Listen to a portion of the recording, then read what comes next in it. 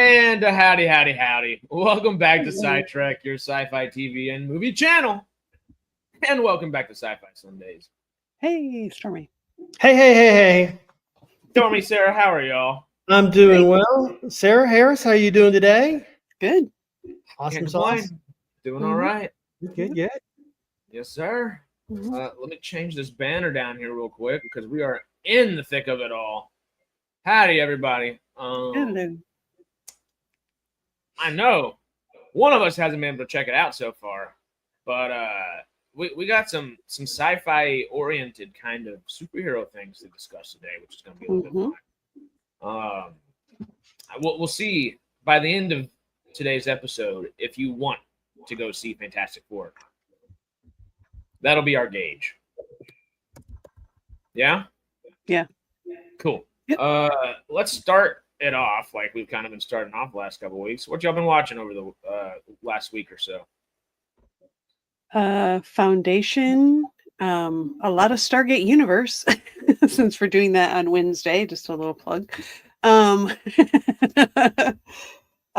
else? I just watched something else too, and I'm like totally drawing a blank on what it is. Oh, I watched both the Old Guard movies.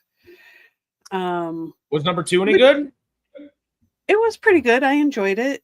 Okay. It definitely leaves it like there's going to be a third one at the end, just the way it ends. Like they're leaving to go do another thing at the end of the second one. So I'm hoping there's another one coming. But did it at least feel like a full story? Yeah, it did. Okay, cool. It just like ended with going to the next step, the All next thing they needed to do. So we'll see. I don't know if they're going to actually do it. I haven't looked up to see if that's going to continue. And Farscape, yes. And I'm forgetting something. I always do. I'll think of it. Anyway, go ahead, Story. Well, I watched Foundation this last week. Mm-hmm. It's great. Oh my God, it was awesome. Mm-hmm. It was awesome. Mm-hmm. You know, Day is just Day is doing some day shit, man. I'm telling you. You know, I've got a class I've been taking, calculus, and so I've been running The Expanse in the background, which is definitely slowing my calculus progression because I'll start. Oh, yeah, this is a good scene. Oh, this is another good. Oh, I got to watch this scene. You know, so maybe I should turn that off. The other thing I've been watching a whole lot of, and it's a YouTube channel called My Chemistry Tutor. Whoever this guy has all the great, super, really well done calculus tutorials. Oh wow! So it's been Foundation, it's been The Expanse, and My Chemistry Tutor on YouTube. And if you're taking chemistry or any kind of math, look that guy up. Amazing. Sounds cool.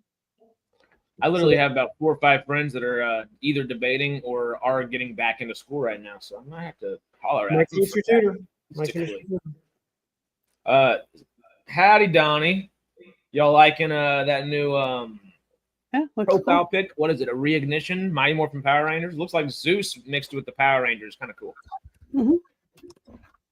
Yep. Yo, Storm. Okay, so TRK, he's just being mean to me. He knows I trigger really instantly on calculus-based statistics, and I don't know why he doesn't love me anymore. And SJH123, now that's a rascal. He's a rascal. Oh, that's funny. And both of those guys I've known since high school. So, yeah. Hey, good people. Mm-hmm. Well, I guess anything else y'all watched this week? Not that I can think of. Oh, I'm watching Countdown too. That new Jensen Ackles show on Amazon. Yeah. Is it any good? On Prime. Yeah, it's pretty good. Okay. Enjoying it. Yeah, Jensen that being and then, Jensen, you know. yeah, between that and the Boys spinoff, he's busy. Mm-hmm. Good busy. I guess around these parts, yesterday, my roommate had never seen Happy Gilmore. So we had to take Saturday morning to watch Happy Gilmore. Mm-hmm. And then we had to watch Happy Gilmore 2. Did you already watch Happy Gilmore 2? No, happened to watch a review on it this morning and heard it was just really It's horrible. so much fun. I've heard it's really horrible. All the reviewers are idiots, and I love them all, but they're thinking about it totally the wrong way. And I don't actually mean they're idiots, of course, but they're framing the movie wrong in their own way of watching it. Because this is, all intents and purposes, is a straight-to-DVD movie that is now straight to streaming, right? Right. Happy 2 is fine. It ain't going to break. It's not going to do some kind of special, like, award-winning thing or some kind of, like, story-busting thing. It's formulaic. It's fun. But I feel like what a lot of these reviewers are not thinking about is, how are they watching this? Probably sitting down to eat some dinner by themselves or put it down by themselves in a dark room at the end of the night so they can go right to their little studio and start recording it right after. This is not the type of movie to watch by yourself. We had 3 or 4 just, dudes all our own kind of same age just hanging out watching on a Saturday morning, and it was so much fun. So much fun. It's not a movie that you're expecting to, like, change the landscape of film. And it's not one I think people should expect. I mean, it's Adam Sandler having a good time. He's getting paid to bring his family on a vacation and make a fun movie while it happens. That's the mindset I feel like folks have to go in with, and don't ever watch it by yourself. It's Happy Gilmore. If you're watching Happy 2, watch it with friends. That way y'all are all chuckling and laughing just with each other throughout the film. That would be the way I think a lot of these reviewers are hounding on it, and it's not a great movie. They're watching it alone at home, crying in their popcorn. They're pale popcorn. It's so sad. They're framing it through those critical lenses when this is not a movie to be truly all that critical. Listen, the last popcorn bucket. If there's a movie you shouldn't be critical about or even attempt that shit, that Happy Gilmore is one of those. I mean, was it 1 or 2 where Bob Barker gets violent? I forget. No, that's the first one, which is amazing. They stay for the Bob Barker violence. Definitely you gotta. Oh, they reference it in here, and it's pretty damn funny the way they do it. It was dumb, but it was fun. I would say it's the best comedy sequel since Horrible Bosses 2. We've all been kind of talking about that, just folks around here the last couple days. Outside of that, though, I haven't caught up in Foundation yet. I'm sorry. Oh, you're missing. Dude. I watched last week. It's better than the first. It's the best season so far. Oh, don't tell me that. I'm gonna waste the second half of this week. It wouldn't be wasting. We would have so much to talk about. I guess since it's sad news, and I don't think any of us talked about it yet, well, I'll say it at the end. But movie-wise, I've seen Fantastic Four twice now. Thoroughly enjoyed it. Of course, we watched Farscape. I've had a good amount of SGU on in the background. Excuse me. Where SG1 would typically be on the background. It's SGU this week. I finished Stick, the Apple TV show with Owen Wilson. Talk about some golf in the Happy Gilmore vein of things. It's like the golf version of Ted Lasso for Apple, and it's really damn good. It's sweet. I didn't expect the world from it, but it's a really good one. I don't like golf much at all, but it was fun. It was a good one. It was really good. Rick and Morty, the new one. I guess no more Murderbot. So no more Murderbot. Yeah. I'm so sad. Something. I don't know what I meant to catch up to Rick and Morty. Oops. I mean, not Rick and Morty. I just said that. The other one that I'm blanking on right now. Strange New Worlds is awesome. Y'all watch Strange New Worlds? Yes. I just watched the third episode. Okay. I totally forgot that on my list. I'm so sorry. It's just my chemistry tutor and Strange New Worlds.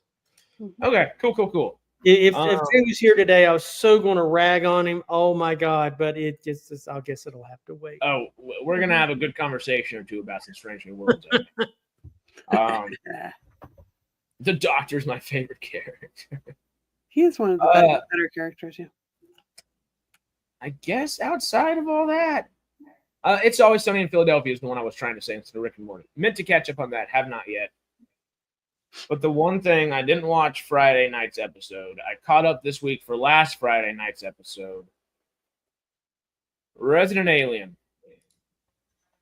which has now been canceled after its season 4. Yep. Which is a shame. Oh man, that sucks. Have y'all been catching up or keeping up at least with season 4 at all? I haven't watched any of it. I think I'm up to like season 2.5, somewhere in there. I'm not up to date. 2's when it goes downhill. 3, it really pops back up. We're talking about Resident Alien right now. But howdy, Mark. Best episode of Dexter ever. Oh, no way. Cool. Yeah. Is it the stuff with the Trinity Killer currently? Also, howdy, no. And Monk, howdy, everybody. And South Park. Yep. South Park was hilarious. I don't know if we should jump into that too much, but the South Park episode was great. I haven't seen it, but I heard. Yeah. Oh, yeah. Yeah, but Resident Alien, it's a shame because it's a good show that got really, really good in season 3. And then as the show could have expanded and become something more than what it was previously, it went from the SciFi network to, I believe it's on the USA network right now. That is canceling it. So it is the first season with the new network, and it's not, they didn't market it. Instead of going bigger and better and giving it a couple more dollars and going a little bit more wild with it, they pulled it back and kind of reared it in gear and found a way to kind of sort of give a similar feel to what you would have been getting with the larger story at hand, but reeling it in and just made it feel small. This whole season's felt really small when it's tried to get a lot more galactic and a lot. I don't know. That's the easiest way to say that, I guess. It's just trying to expand into space on Earth, expand into the kind of programs and people that would be involved with looking for aliens and so on and so forth. Mm-hmm. And it's just found a way to pigeonhole itself into a smaller category, which is a shame because it is a really fun TV show that it's worth it, at least for those first 3 seasons. 4th one, hey, we get Clancy Brown talking as a big walking mantid for a while, which is cool, but that's about what we've gotten. So rest in peace, Resident Alien. Which also, we brought up the second part of Donnie's message earlier. Where's our man here? Yeah, rest in peace, Ozzy Osbourne, Jamal Warner, Chuck Mangione, Hulk Hogan, everybody, man. This was a week for entertainment to just have a few heavy hitters hit the ground. I don't know a nice way of saying that. That was like the Hulk Hogan one was kind of out of the blue, right? He just was not expected. Day after Ozzy, right? Like, Mm-hmm. Shoot.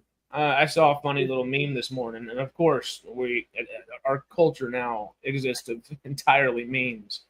But it was what 76 years of drinking and doing drugs will do, and then what 71 years of working out will do, and it had both Hogan and Ozzy Osbourne right next to each other. Yeah, which was pretty funny. Yeah.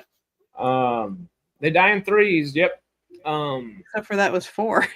Yeah, but Jamal Warner was a little bit beforehand, right? Yeah, I think so. Yeah. Well, if you're talking about actors, I guess the one guy was just had a one-hit wonder in the 70s. Yeah, true. So, yeah, I did not see it. I know someone just mentioned it a moment ago. I was gonna watch it and I forgot, but I saw the thing, and I think Jay did a video on it too. Icarus, I'm jealous. It's so good. It's so good watching it for the first time. Just so long as that. Did y'all see that he's trying to sue Coldplay? I thought I heard something about that, but I didn't really catch the details. Oh, God. But it's like you're at a concert. It's not. Why would you have any expectation of privacy? It's kind of stupid. And he had her by the boobs. I mean, come on. going to attract attention, bro. There wasn't much you could get away with right there. That yeah, and it would have been nothing if they hadn't reacted. It was their reaction that caused the whole thing. If they would have just been cool, nobody would have thought anything about it. Someone may have, like asterisks, big asterisks right there, may have noticed. Versus, who are those two people? Why did they do that? You know, like immediately all of our curiosity. Yeah, exactly. Did y'all get a chance to watch that new epilogue from I guess it wasn't Hall H, but San Diego Comic-Con they released? Oh, no, I'll have to check that out. I might have to do that myself this week. It's going to be a busy week leading up to Stargate Outpost. You have your other thing going on. I won't say anything, but you have something else big going on, cooking? Yeah, I can't really say too much, but we're filming a little bit. There's some filming going on, which is fun. Hopefully will end up being fun for audience and viewer and all, so on and so forth. But I'll keep you posted on that kind of stuff, y'all. In the meantime, Stormy, this is where your meter starts to begin. Your gauge of, is it fantastic enough to go see? Maybe, possibly. We're gonna start this gauge here right now. Okay. All right. You sent me a meme or not a meme. It was a video of the cast trying to do an interview, and two of the chuckleheads could not stop laughing. You know, and the woman's being all serious about, empowerment and how this is a different movie for women, and off to the side, there's all these giggles. Then Pedro Pascal just kind of, and I was sold. Did you didn't hear what what they were giggling about? I got no idea. I was too busy laughing. God. I hate that I got to explain this over the air. Or something. I missed it. Well, in the interview, the interviewer, she's talking to Vanessa Kirby, and Vanessa Kirby's talking about Stu and doing all this cool stuff, how it was this like amazing kind of primal stuff to bring this motherhood into the aspect of the character, which is awesome. And the reporter, the interviewer says, "Oh my God, I was just gobbling it all up." And that's when Joseph Quinn looks right at Evan Moss-Bacharach and goes, I did not catch that. I thought they were just... That's what they were laughing about. It was the most bro family kind of moment. It felt like actual brothers, like siblings, just like, you got that, right? And he didn't give up on staring at him and making him awkward and try to laugh either at all. Every like 4 or 5 seconds, you go back and Joseph Quinn's just looking closer into him. And Evan Moss-Bacharach's just freaking out. Just can't hold it in. It's amazing. If I didn't want to go see that clip, if I didn't want to go see the movie, that clip would make me want to go see it. Yeah, it was seriously. And, I thought, well, God, it really must have been something inappropriate that they said. Or the other thought I had was, man, those people are tired. Probably both. In this photo, who has jet lag? Yeah. If you guessed 4, you were fantastically right. It is. Well, speaking of the Fantastic Four and the great clip that is bringing us the jovialness to discuss, it wasn't all that jovial of a movie. It's not like you're a happy-go-lucky, joking every 2 seconds Marvel film by any means. It's very much a sci-fi superhero film. Okay, so we do have to do this. We have to do a goat check. Was there any screaming goats in this movie? No.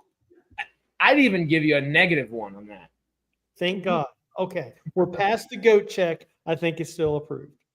We might put this up here. Yes, I was just gonna ask if we are doing spoilers or not. Just in case. So it's not like God, Love and Thunder. As long as it's not like Love and Thunder. No, it's not. It's way better than that. Tonally, it fits more so with Thunderbolts. It's not like Thunderbolts at all, film-wise, but tonally, it's more in that vein. It has room to have fun. Yeah. But it takes itself and what's going on in the movie seriously, rather than oh, we got to get over this problem now. Let's find a way. You know, it's not like let's joke our way through figuring this problem out. It's, oh shit, there's some big stuff happening here, and we have to figure it out, or there won't be anything left to figure out. Which is fun. Obviously, big, giant, grandiose scales are one thing. It'd be nice to kind of get back to that street level kind of something, you know. But yeah, when it's a big movie like this, you got to have some big stakes. And Fantastic Four kind of has some crazy villains, so you have to bring in those big stakes. Yeah. Thinking about all that, Sarah, what were your just thoughts in general? Good, bad, ugly, all the above?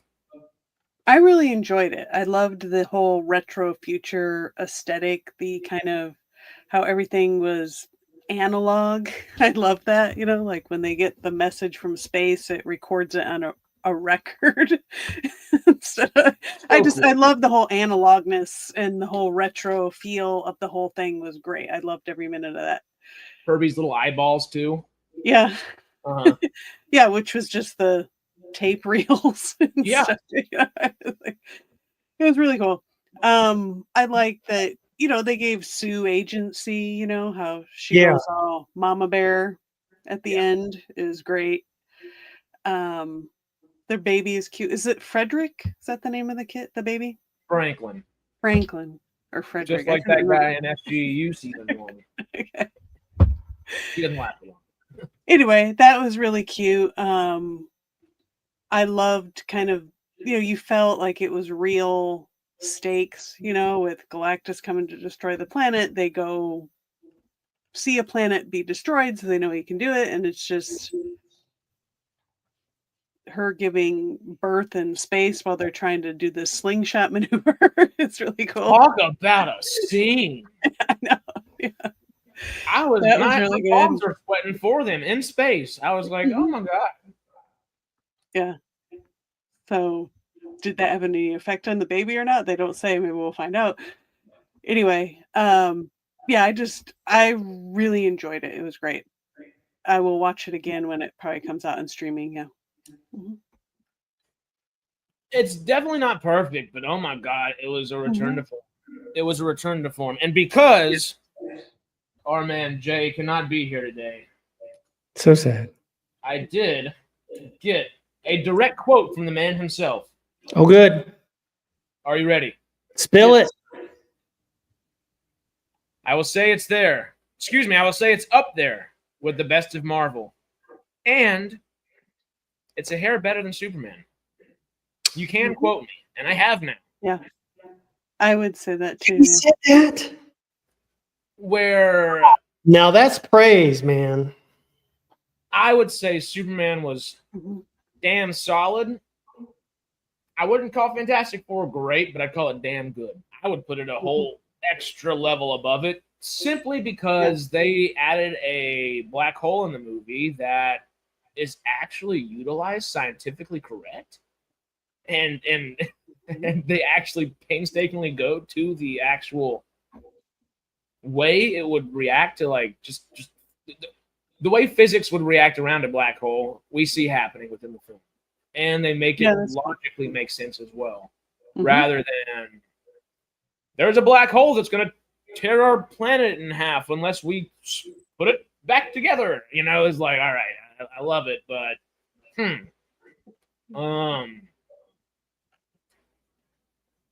did you feel like Fantastic Four was more Superman and more Superman-y? Was more comic book kind of than Superman, or would you say Superman was more comic book feeling than Fantastic Four? And would that change your tune on it either way?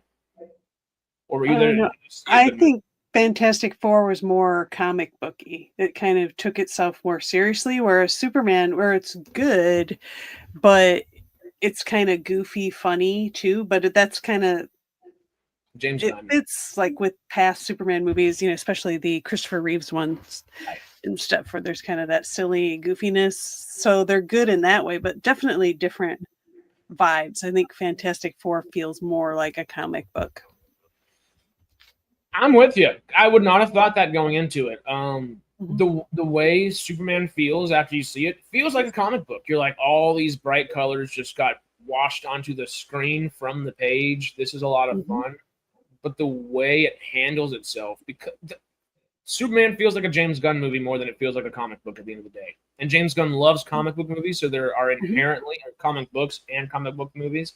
So there's inherently, I feel like, something there that is very comic booky nonetheless, but Fantastic Four, like you just said, cares about its own story, takes itself seriously, isn't there to just kick the can down the road a little bit. It's there to tell a succinct, actual good story that would be, hey, we just got to the last page of the comic book, and they're not trying to sell us the next one.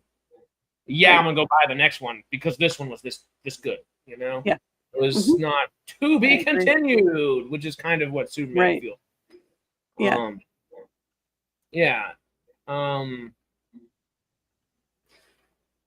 Would it? How? I'm trying to figure out how to phrase the question because it is a very sci-fi oriented film. The second act, which is kind of my favorite part of the film, it just tickles my sci-fi heart. Surprise, but was it? With it being advertised as sci-fi as it was advertised, because they kind of leaned into that to a degree. They were like, we're in the Jetsons for Marvel in a lot of ways. Right. Did it feel sci-fi enough for you in the way that they were kind of phrasing it for us? Yeah, it did. You know, the teleportation and the black hole thing like you were talking about. And it was very like science fiction. I loved how simple the teleportation was. You're just like, okay, that's just Reed working on a little thing. Nope, surprise. The plot is going to be extremely vital to this film. Yeah. That was good. If you had to think about a weak spot, where would you find the chinks in the armor here? Oh God. As far as the movie, I liked the Silver Surfer. But I wish we would have, and we did get kind of her backstory of how she became the Herald and everything. But it would have been nice to kind of have, I don't know, a little bit more of her to kind of care a little bit more about the character. I just didn't really care a lot. I mean, I liked what they were trying to do. And I mean, you could see a mile away what she was going to do in the end. But yeah, I would have liked maybe just a little bit more something to care a little bit more about her character, because it was kind of like, okay, whatever, she's there, she did this thing, you know, it's interesting backstory, but I would like a little bit more. Yeah, no, I'm right there with you. I would have liked everything that we got. I feel like was perfect for the story at hand, but like you're saying, I would have liked a little bit more depth, just a tad, not a whole bunch. Right. I feel like at least it would have been nice to have one more scene of her watching over the planet as Galactus starts to feed. Yeah. Her grappling with and grappling with what is happening down there with what Johnny just mentally put her through a few moments before that. Right. Or I guess moments, weeks, days, whatever it actually was. Right. Yeah. We don't really get to see her make the turn. It's just Johnny talks to her. She kind of, you can tell it affects her. She disappears, and then you don't see her again until she comes back and does what she does. Well, I really, really like you were saying with the vinyls, that Johnny was not I guess, getting these deep space transmissions and then figuring out how to translate them, taking that time to do that. It gave him agency. It made Johnny Storm not this hothead dude that's just there because his brother-in-law is leading the mission and his sister's here. It's okay, he might be in that position, but he's also one of the 4 smartest people on this planet, or at least maybe not one of the 4 smartest, but probably in your top 10 or 12, you know, and there's a reason he's on this mission, was on the mission, and is able to do the things he's able to do in here while still being a little bit of that, hey, little brother, you know, kind of deal where, like, having fun. Yeah. I do like that, even though they, I wouldn't say neglected Shala Ball's story a little bit in that sense. they gave it to Johnny more so. You figure out what she's thinking, the Silver Surfer's thinking through the Human Torch. Mm-hmm.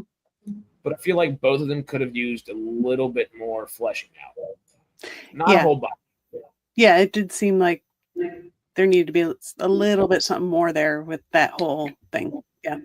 Especially if after the whole third act happens and we get our little before post-credit scenes and everybody's just kind of getting back to the usual, you know. We hear Johnny talking about, oh, that silver lady in space, you know. If he's that obsessed, we probably would have needed one more scene. Yeah. I think one more scene of Shia LaBeouf above Earth as it's being devoured would be amazing. And then one more scene of both of them talking to each other, probably maybe an extended scene with them and Galactus would have been interesting. Yeah. What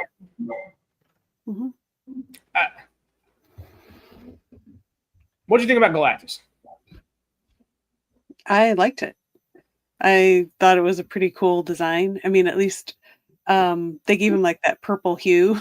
He had that ridiculous, you know, the cartoon Galactus, if you can find a picture of that. It was giant purple thing.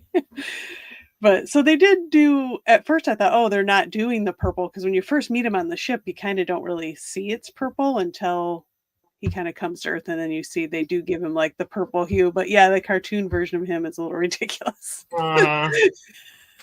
There you go. I think they did a pretty good job of making him feel kind of, you know, menacing. And, you know, a lot of people say that Galactus actually is like even huger than that. But well, one thing I keep hearing is, you know, people were worried that it was going to be over the top with Galactus, and they say they were refreshingly surprised that it wasn't.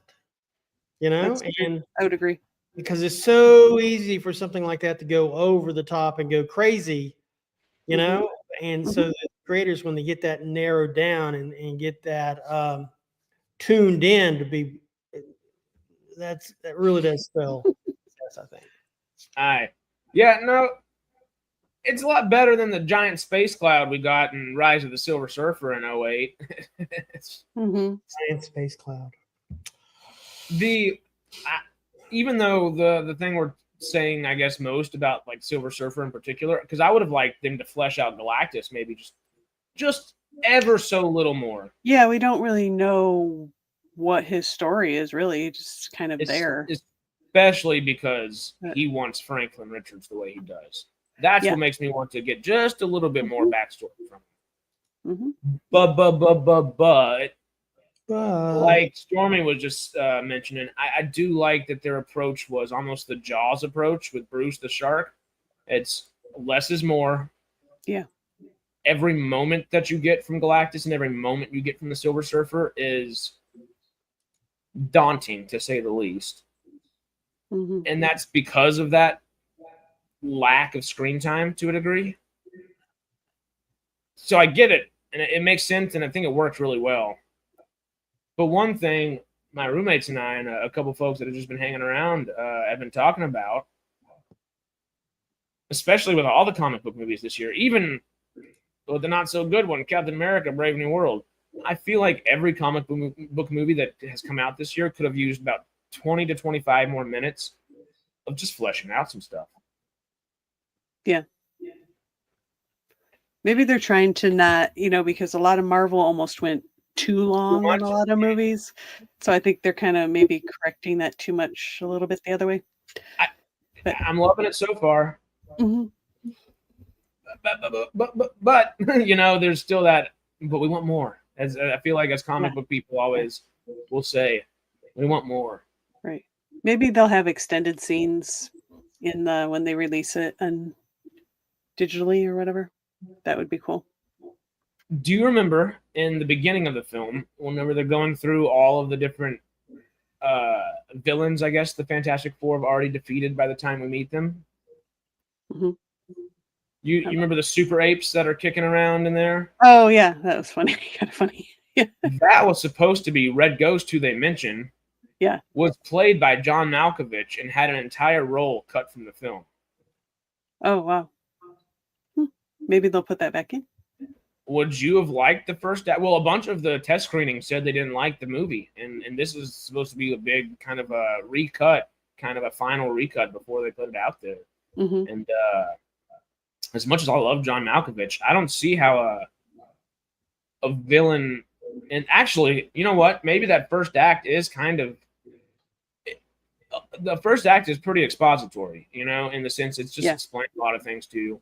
Mm-hmm. Do you think a villain in the first act would have fit to kind of get to know the team and how they work with one another? Or was that well explained enough throughout the exposition? I think it was well explained enough. I mean, it'd be fun to see that, but I see why they would cut it out. I don't think it was necessary to the overall movie. Kind of like that less is more still. Mm-hmm. Yeah. What would have been your favorite part?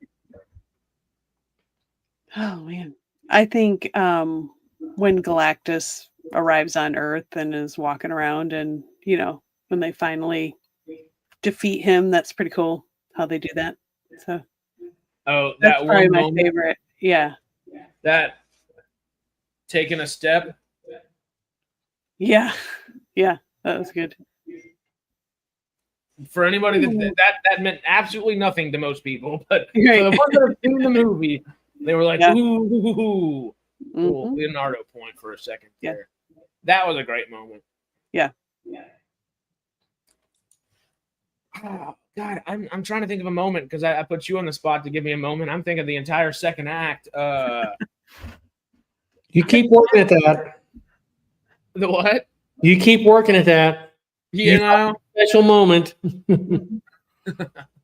I would say within the second act, my favorite moment of the whole movie might have been it showed you the level of desperation from every angle and every side all at once when they're escaping Galactus, and the Silver Surfer is flying like faster than light speed right behind them and is trying to enter their ship, and it can enter their ship. And is almost ripping little baby Franklin from Sue Storm's womb before he's even born. Is just talk about desperation from every single angle. It was a beautiful, scary moment, terrifyingly awesome moment. In other words, what you're saying is it needs more cowbell. Hey, I could always use some more cowbell. Mm-hmm. You can never go wrong with more cowbell. If Christopher Walken were to appear in the background and we've got some Will Ferrell, Christopher Walken, cowbell, I wouldn't complain. I might raise my eyebrow for a moment, but I don't think I'd complain. Yeah. Will Ferrell as Galactus should have been. That would have been terrible. Did you enjoy Ralph Ineson as Galactus? Yeah, I think I liked Galactus. I think it was well done. A whole bunch to do necessarily, but if anybody were to have that kind of hey, Arabian Flower, thank you. It had that reserved performance that you were looking from that still had that just weight to it. And Ralph Ineson, I don't know if y'all are super familiar with a lot of things he's been in. Did y'all see The Witch, which kind of like got Anya Taylor-Joy, her start?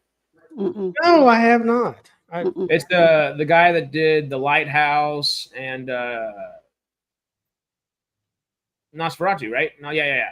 Lighthouse, Northman, and Nosferatu. I was like, what is his second, third, fourth films? Great guy. The Witch was his first movie. It was almost exclusively Ralph Ineson, Galactus, and Anya Taylor-Joy. Oh, it's good. It is good. And I think that movie alone is how Ralph Ineson got cast here, and it's worth it. Hey, y'all have seen Ralph Ineson, actually. The only part of season 3 of Foundation I've seen. He's the leader of that first pack of people that the mule kind of gets to on each other. Oh, that's right. Yeah. Right there. Yeah. I was about to say, popcorn. Great point here. What'd you think about Pedro? A great topic point. I don't know if it was a great point. I actually disagree. I think he did fine. I don't think I'm familiar enough with the comic books portrayal of Reed Richards to know how well he fits that or not. To me, it seemed fine. No complaints. I think he did good job with it. His pants could always be tighter. I'm just saying. Well, of course. Yeah. Ray Fiennes, not Ray Fiennes, Ralph Ineson was Dagmar Cleftjaw on Game of Thrones. Yep. Pedro's too overexposed. He's in everything. Did you feel that at all?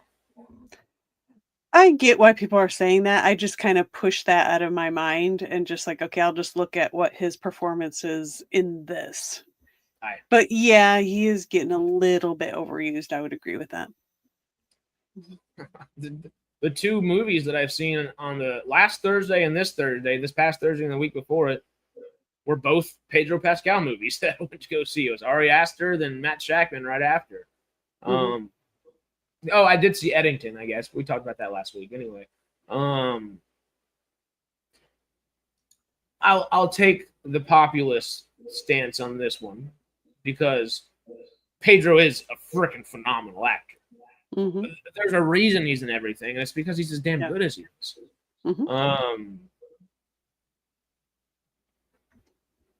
This Reed Richards, though, I guess whether you're familiar with the character or not,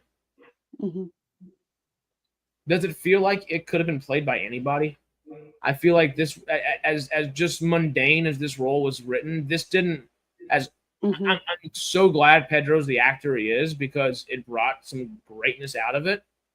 Yeah, but we didn't really. We just saw Reed in the lab coat in his lab a couple of times. We didn't see, and we saw him against a chalkboard, writing a couple things on a chalkboard. That alone signals to us that he's smart. We didn't really get to see him do anything. Yeah, he's doing a little teleportation experiment, but we get there right after he's figured it out. We're like, okay, Johnny, look at this. Is cool. Yeah. Look behind you.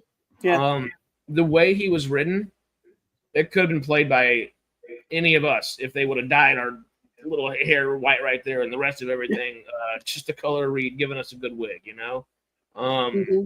I think Pedro would have done a better job than probably any of us could have, but like that being said, Penn Badgley, Raul Coley, I really would have liked Raul Coley.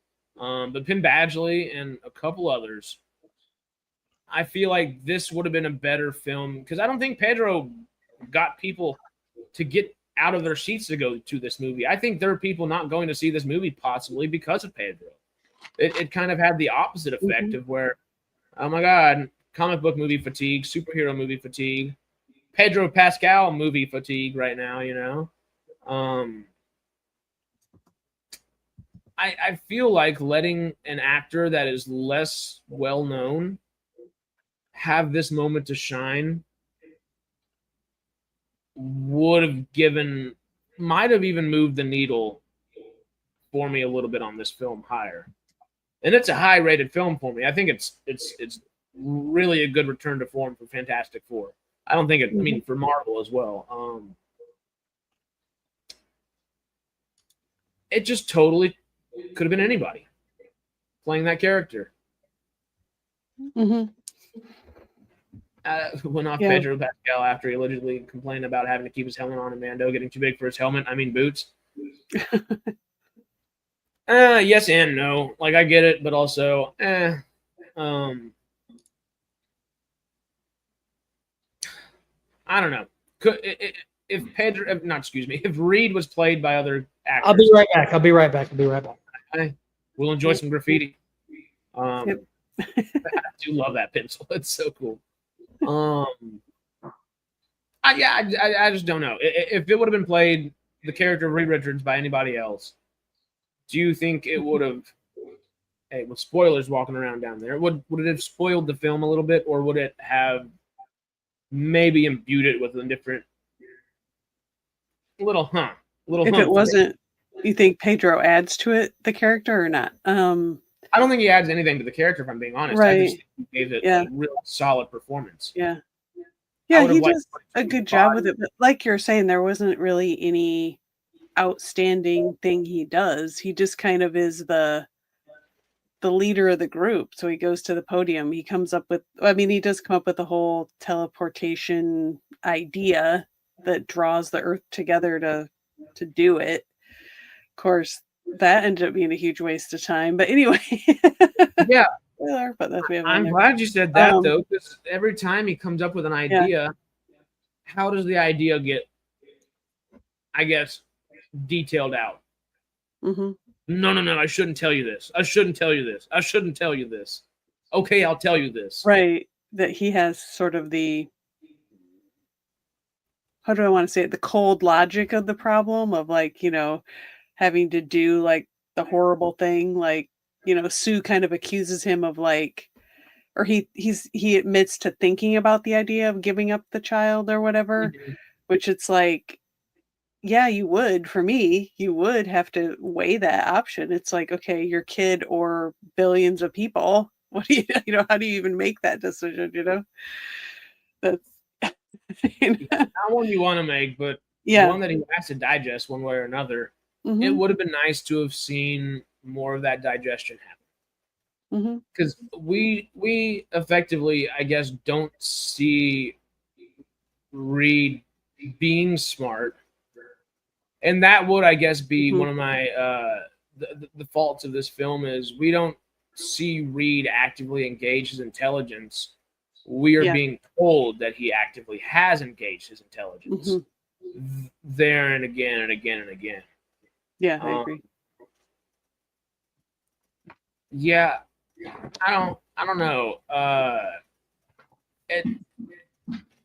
think a less known actor would have been better, and I don't think it would have dramatically changed the film all that much. Because if it wasn't just a solid actor giving a solid performance, which is what it was, because there's nothing about Pedro Pascal that really imbues himself into the role. There's nothing about Reed Richards that really pops out. It's just smart guy giving dialogue. And it's good. It's I hate to kind of categorize it like that, but all it is serviceable. It's above serviceable in a quality wise. Yeah. Story wise, all it is serviceable. And from they don't even do that much with his stretchy abilities, you know. Like, I get it's hard. They barely had anything about. It's like, but what's the point? And the few times they really could have utilized it, which I really love the ending scene of them trying to buckle Franklin in. Reed could have done that in literally half a second. Oh yeah. And instead we're spending 2 minutes, and it's a great little funny little scene. It's a little brotherly and a motherly scene as well, and a fatherly scene as well. But you got superpowers, dude, and you just got an alert that you got to go save the world. And first of all, you're not just giving Franklin to Herbie to go back home. You're putting Franklin in the back seat to go. You don't know what the alert is. Exactly. Right there where I'm like, all right. Yeah. I guess we just had the baby in space getting caught or trying to get stolen from a galactic entity, like multidimensional, interdimensional entity. So. Well, they have him in that super car seat or whatever that has the little lid on it that's supposed to be indestructible or something. That's right. It's a really good movie. I think there are just a few small things that keep it from being great. You know? Where Superman has, I could probably count on. If you gave me one more hand, I could probably tell you all the things that make it from achieving that greatness it was really looking for. And a good chunk of those are paying attention to your own rules, you know? Like, if you're going to introduce a black hole, you got to make it make sense. And it's not just like, they could have said it was a terrible earthquake, and we would have gotten the same exact third act as we would have gotten in Superman if it wasn't a black hole. If it was, the middle of the earth is being ripped open and from some fault line or something like that, we could have gotten the same exact story. Where this went to painstaking detail to make sure, we're goofy, we're superheroes, this is going on in the world. Nothing is physics oriented as it seems, but there are still laws in the world that we have to work around, and our characters have to work around as well. And that was a breath of fresh air. Mm-hmm. Yeah, I like that. Monk brings up a good point down here. Makes me wonder what plans Feige has for the characters in future movies. Mm-hmm. How? Okay, we'll get to the other actors in a second too, because that is a good thing. Or let's talk about the actors first. How about that? We can plan this into a larger talk about. Someone asked about Doomsday earlier and stuff, and we'll kind of full circle that in a moment here.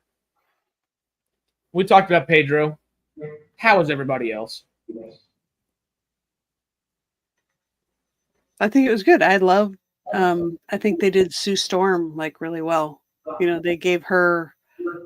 She was more like the main focus than Reed Richards was. I think. You know, they gave her a lot of agency, and you know, even kind of doing the, you know, being a mom and a superhero at the same time. How that works, especially when you're pregnant. Like, she goes off on the mission, even though she's like, you know, 9 months pregnant or whatever. Like she just, I'll just go my pregnant self to see this alien entity that's going to destroy the earth. Okay. She's going, you know, fine. Yet one more thing I got to lug around. Yeah. She's now the first pregnant lady to go to space. She's now the first person to give birth in space. Yeah. First person to bring a child back from outer space to the Earth. Also, the first child.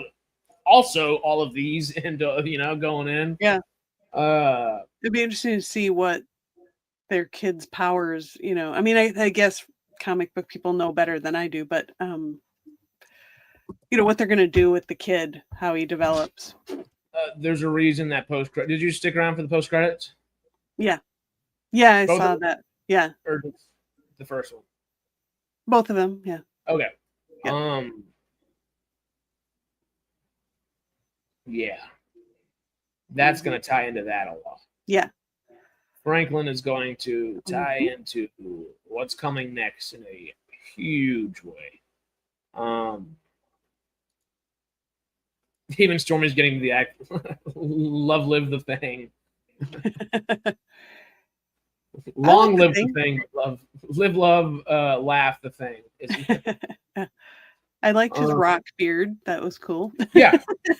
Did you think Evan Moss Baccarat did a good job as the thing? Yeah, I think so. And I think him, you know, kind of having a thing for that teacher and they like each other. I think that's kind of cute. I mean, they don't do a lot with it, but I thought it was kind of a cute little touch to have in there. And Natasha Lyonne being in there was fun. Mm-hmm. Yeah. What'd you think about old Johnny? I liked him. I think he could have had more. I mean, they gave him a thing to do with the translating the language and all of that, and then the scene.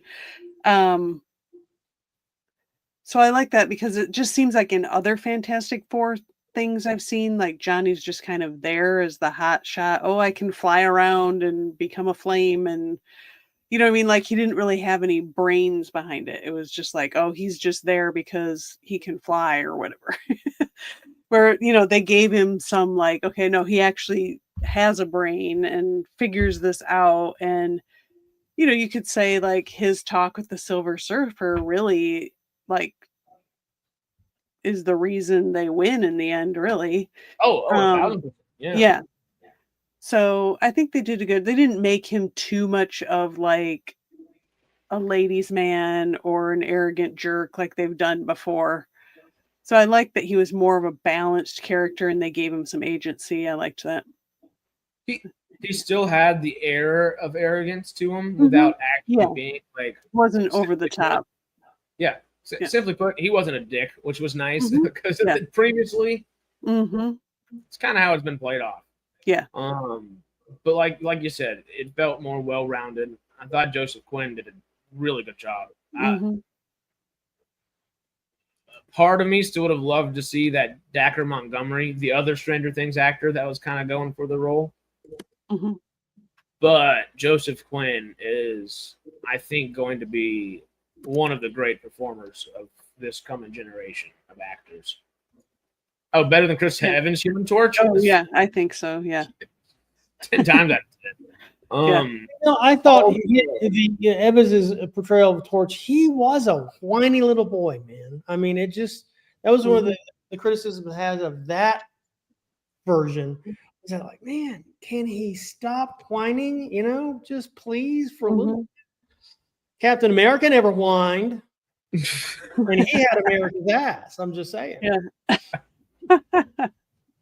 Would that have translated to Johnny there? Because it is the same person. Is that a multiversal ass? Is that the multiverse's ass? Is the real question. Yeah. Well, I don't know. I've never put a lot of thought into that. Now I'm thinking. In the original Fantastic Four, not the original Fantastic, in 2005, and then the Silver Surfer, he's just a hothead. You don't get any of the agency of the character from being picked to go on a mission to go into space and all that, from like being one of the smartest bunch. And although we get Johnny being smart here, it is nice to know that it's not nice to know, but it's nice to see that. Yeah, it's still a little human. It doesn't matter how many powers you got. There's still a little bit of a hierarchy here. You might be with the 4 smartest people here, but you're number 4, Johnny. We're going to treat you like number 4. And it's not like they're treating him badly or anything, but it's more so Reed doesn't give him 100% of the time of day. Right. Hey, I got this interesting theory I want to put near you. Okay, well, we'll schedule it in for 2:15 on this day, Yeah. Oh, shit, it's 2:15 on this day. Who's here? Oh, Johnny's here. It's like, yeah. All right, he's more of the pain in their side than he is. And he's like the kid, like I said, he's just there because of his superpowers, not because he has brains, but he does have brains. Which I'm glad that they have both elements of that aspect of the character in this movie, rather than just exacerbating one. You still get a little bit of it, but it instead of it being exacerbated and just solely focused on for the character, you now actually have a fully realized character rather than a caricature of a character. Which I thought Ebon Moss-Bachrach as a thing was awesome. But Vanessa Kirby is the absolute perfect Sue Storm. Yeah, she was amazing. And I like how she goes all mama bear. Oh. Yeah. I really liked, because she said in an interview I was watching the other day, was she was happy about that. And of course, as an actress or an actor or anybody in that kind of position to have to like do that work right then. Fight the bad guy. Fight the bad guy as best you can. Push him back with your powers. Push him back. It's like, she wasn't happy about that. And when she read that, oh, no, this guy has her child in his hand, and her husband and brother and best friend are actively trying their best to get that child out of his hand while she's fighting and pushing this guy back, that primal rage of motherhood is necessary to the story, I feel like. In a lot of ways. It played off very well. You did kind of touch on one thing, and we don't need to get too dicey with it. But it felt like Sue almost was more the leader of the Fantastic Four than Reed a lot of times. Yeah, it did. Maybe that's because we got to see her use her powers all the time, and we actually got agency for her in this film, so on and so forth. One of the big things that fans were supposedly not liking before they did the recut. So prior to the recut of this film with John Malkovich's Red Ghost, one of the things that, it's all hearsay, so we don't know 100% or not, was they were trying to make Sue very much the de facto leader. Which is, she's one half of the leadership role of the team, but it always has been Reed's team, and a bunch of people weren't necessarily fond of that change, and that's why it was apparently recut the way it was recut, which made it where there really wasn't a leader. It was truly like a family unit in that sense. Reed is kind of more of your spokesperson than your actual leader in that sense. There's more like a true partnership. I think they were trying to. The one thing I caught that it made me roll my eyes a little bit because I can see Stu I can see Sue leading the team as well, and I like I said, I freaking adored this movie. I had a really great time with it. Liked it even better the second time I saw it, and the first time I saw it was in 40X, which was a lot of fun. But in that second post-credit scene, you said you stayed for it, the one that's like the comic books kind of TV show. If you caught it, they said, doing their little jingle of their TV show, the little animated TV show in there. Sue Storm, the leader of the Fantastic Four, the Thing, the Muscle, Johnny, whatever they called him, and they only called Reed the science guy. And I was like, people are not going to be happy about that. And you did just get an eye roll out of me at the very least. I'm not like going to go. I didn't even catch that. Yeah. I guess I knew of the recutting beforehand, so I was like, I'm glad because that was a thought that was in there. I was like, I'm gonna look for it, like I guess, but I didn't feel like it, and I just got enveloped in the film, which is the way it should be.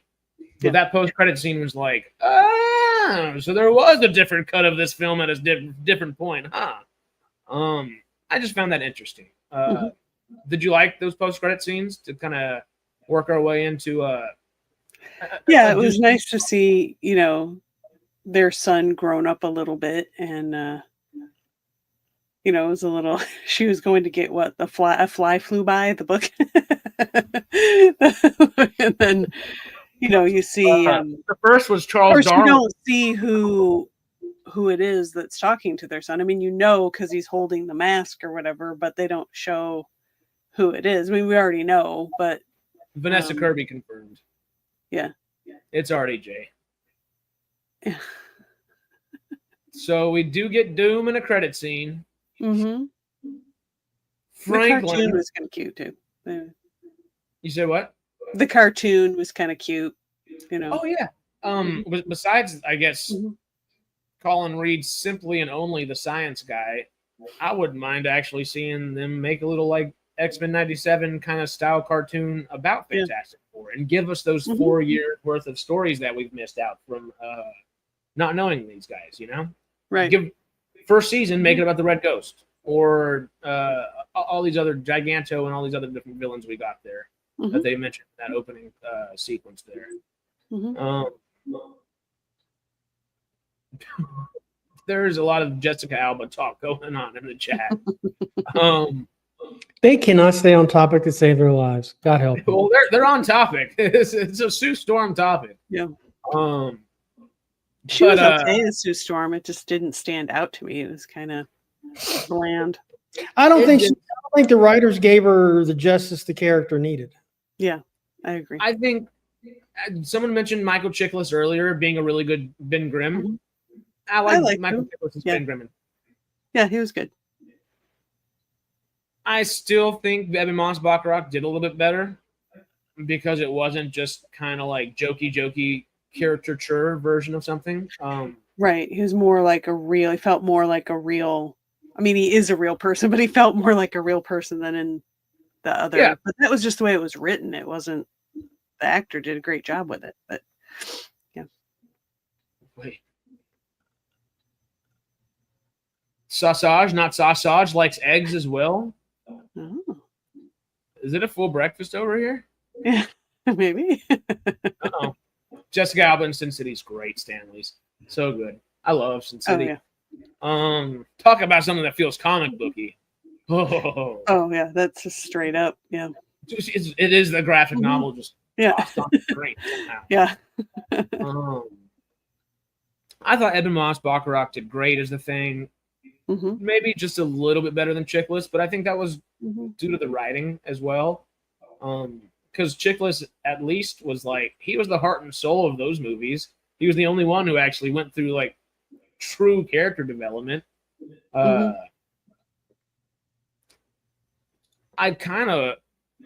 think I might still like Ian Gruffold's Mr. Fantastic just a little bit more than Pedro's, because we actually got to see him have the agency of doing things. Does that make sense? I don't think I watched. Is that one that came out a few years ago? What year was that? No, that's the 2005 one. Okay, but there's another one that came out not too long ago. That was 2015. I haven't seen that one. I didn't watch that one. I wouldn't waste your time. That's why I haven't watched it, because everybody just says it sucks. Such a good cast. Mm-hmm. Not a very good movie.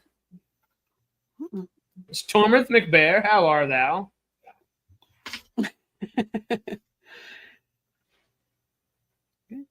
I got 15 minutes, guys. Just so you know. Okay. Well, before we kind of start rounding this thing out, is there anything else that we need to discuss Fantastic Four wise? Chat, y'all let us know if we're missing anything, skipping over anything, anything that you stands out. I am doing well. I'm doing well. Now I lost track of what I was saying. Sidetracked me. What was there something in there that stood out that you still want to talk about that we haven't really gotten a minute to talk about? I think we covered it pretty well. I think we can exit the spoiler zone. Yeah, that's a good point. I think everything else that we might have left on the conversation table would probably be like Franklin Richard stuff, and that's almost TBD enough where we don't got to. Monk, I'm so sorry. Have not been able to yet. The stuff I'm talking about filming this, we're doing a table read today, and we're filming Monday, Tuesday, Wednesday, mostly Tuesday, Wednesday. I can't tell you what it is yet until it's ready to show you. But I've not. I've been a little busy. Good busy though. Almost fantastic, you'd say. I don't know. Miss Smalley, what? Oh, Jason McStargate. Well, I'm doing the SGU marathon right now. I got to watch like 6 episodes today to try to get through it. I'm making notes on every episode of SGU is hard to do. Yeah, I started it with some friends while they were over, and I was like, oh God, I forgot Air is a 3-parter. The first episode is essentially the first 3 episodes. And it's a drag.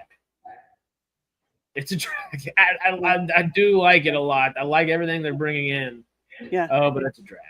It's a slow burn in the beginning. Yeah. I just finished like the first season of season 2. So I'm just getting into season 2 now. Nice. So try to be ready for Wednesday. Everybody, Stargate Outpost on Wednesday.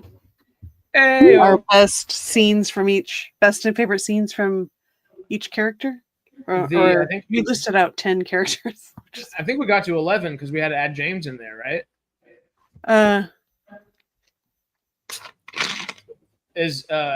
I laughed to my friends. They didn't really get the 12. Joke. I think. They give it to 12. Oh damn! Because we have Park and James. Yeah, I have Young, Eli, Rush, Scott, Greer, TJ, Chloe, Telford, Ray, and then we were going to put Brody and Volker together. Yeah, that's Park and James. I don't know if there's going to be one for Park. I'm on season 2, and there hasn't really been anything outstanding from her yet. Well, those last about 5 episodes with her. Yeah. Oops. I'm here to break it up. Just saying. Break up the sausage party. Yeah. Lord of the Sausage? Are we being graced by the Lord of the Sausage? Actually, both. This one we're doing is a pilot for a TV show, though. But did a movie 2 years ago. I need to do another. hopefully this pilot will lead into another one. We have some plans and some things that we could work into. We'll see. Anyway, well, I can't tell you. I can't tell you. Not yet.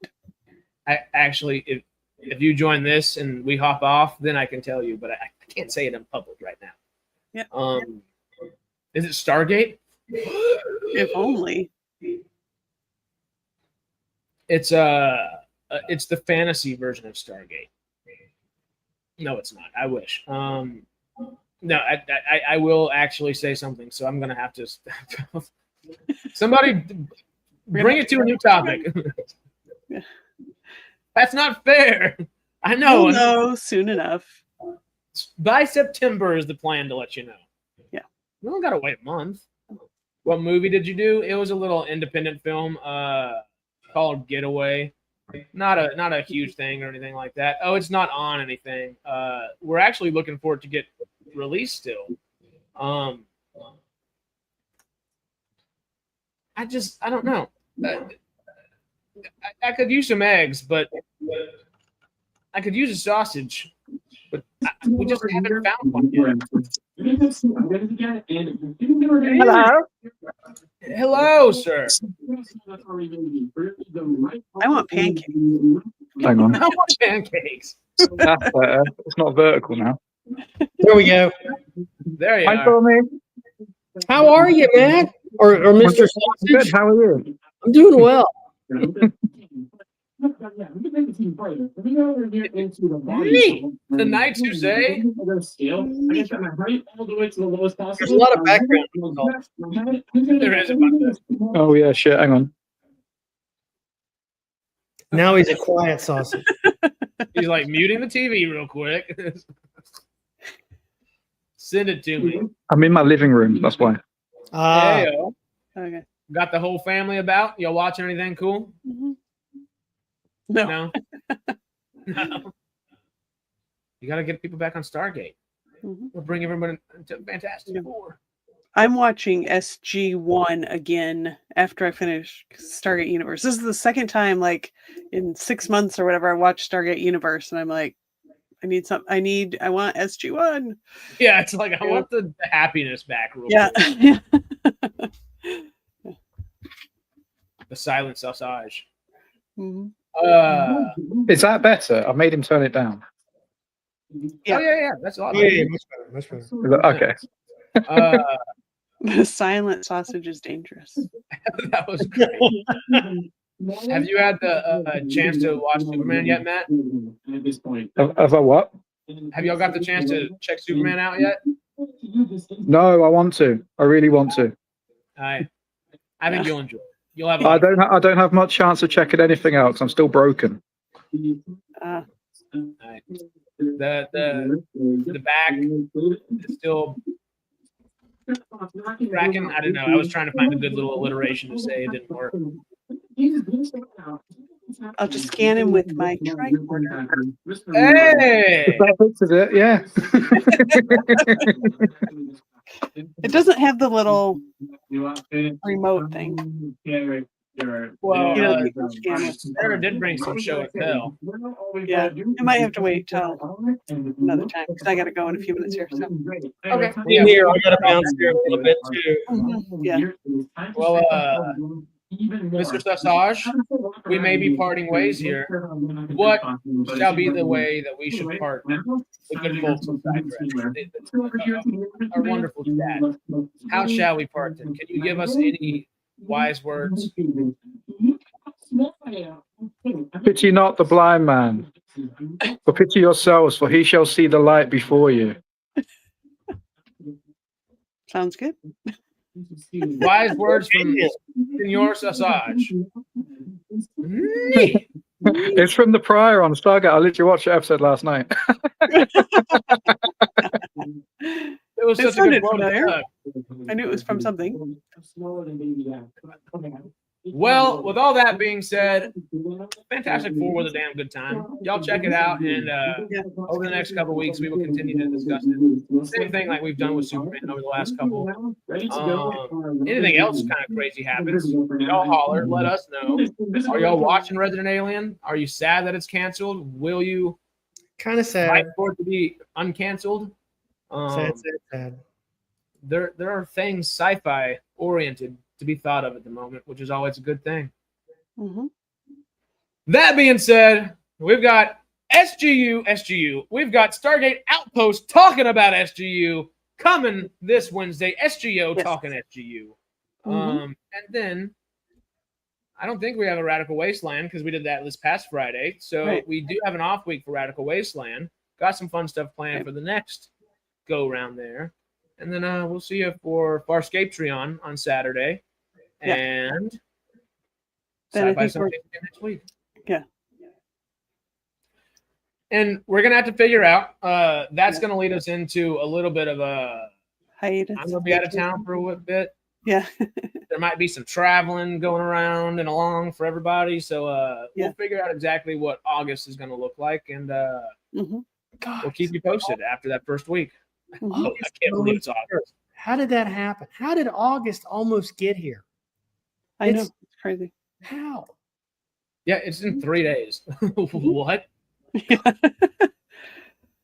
Drat, stacking firewood took so long I missed most of the show. Damien, no. You got to just put us on speaker while we're walking around. I don't know.